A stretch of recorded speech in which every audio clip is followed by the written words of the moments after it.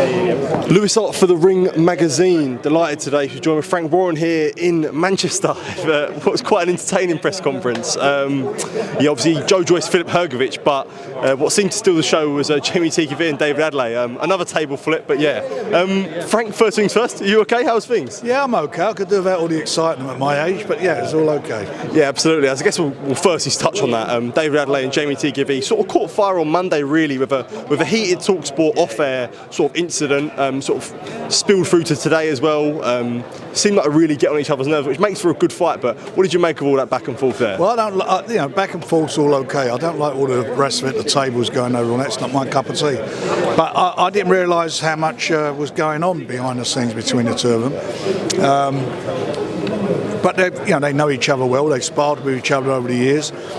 Irrespective of whether someone didn't want the fight, they both signed up for the fight, and the fact they signed up for it meant that both of them fancy it, having shared the ring so many times in sparring. Yeah. So I think we're going to get it's certainly going to set the place alight. So I think we're going to have a bit of a sizzler on Saturday night. It seems to be the theme, these British title fights. They do seem to catch fire. So it's exciting on Saturday. And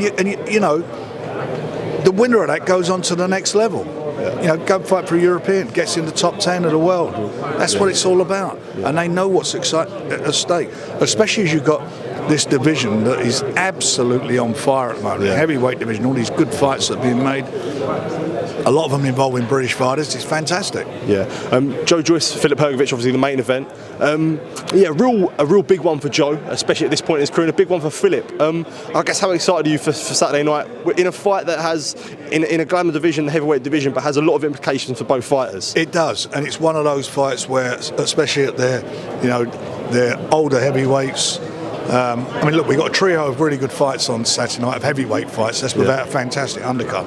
We've got Delicious, sterling amateur career, starting his journey. The one we just talked about between David and Jeamie, where the winner's going to go on and hopefully get on to bigger and better things. And then you've got these two guys, where one of them will go on, and the other one's going to struggle to get himself back in the game. Yeah. It's an important fight for guys who are at I'm not saying the tail end of their careers, but they're very, very mature guys, and they know what's at stake, and neither of them can afford to lose if they want to stay at the top table. When you do have a fight with two guys who can't really afford to lose, how do you think that plays out? Do you think that does play a factor in consciously in the fight? Yeah, I do think it plays out, but their styles will make a good fight. Joe doesn't take a backward step, and Filip's not a guy who fights on the back foot. You see that against, the fight he had against Daniel. For 3 rounds he was throwing those right-handers all the time. Yeah. So you're going to get a fight. And they both said on there, I know people say, fighters say I'm going to knock you out, but they both feel that's the way forward, and I think you'll get a shootout between the two. Yeah, definitely. Did want to move on quickly. Still did want to keep on talking of the heavyweight division. Last week obviously news come out of the IBF potentially ordering Daniel Dubois to face Derek Chisora. Obviously this would potentially be Chisora's 50th and final fight. I guess what are your sort of thoughts on the potential of that fight being made if the IBF have ordered it? Well, they've ordered it. It's when it gets made, and it's not the mandatory. They've made him the mandatory. It doesn't mean the fight's got to happen immediately. So we'll see. There's lots of things happening at the moment in the heavyweight division and the top echelons, and that'll all be revealed, I hope, fairly soon. And then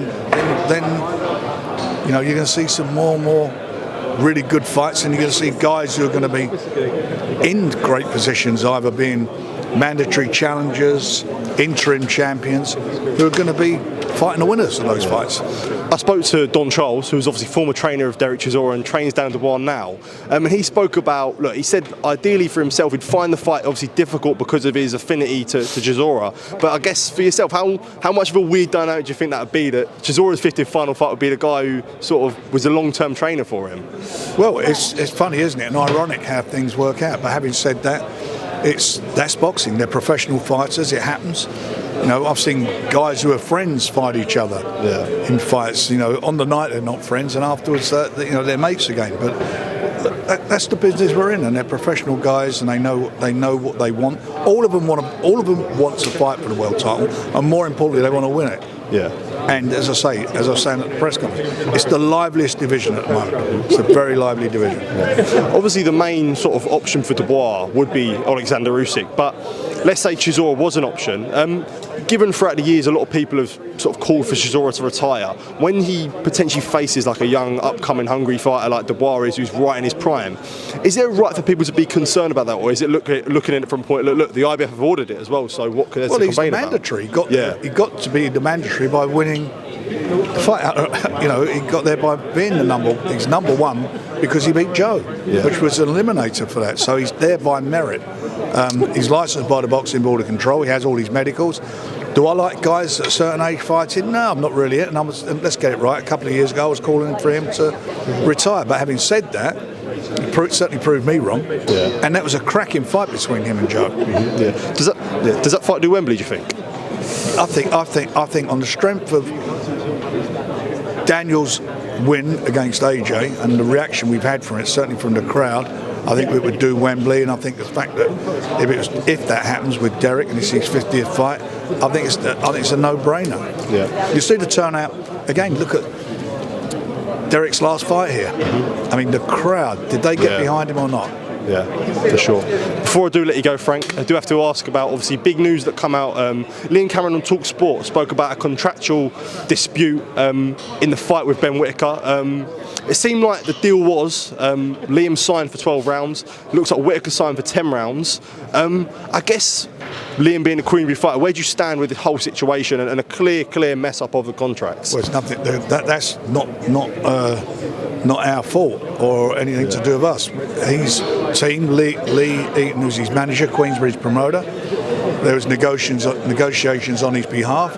A contract was drafted for 12 rounds and signed by all parties. What is there to dispute from where we stand? Yeah. Unfortunately, they negotiated a 10-round fight and signed a contract for a 10-round fight with Ben. Yeah. And that's where they are. Frank, you would have been involved in a lot of sort of contracts, etc. Like, how is this even possible? Like, how can you even make a mistake like that?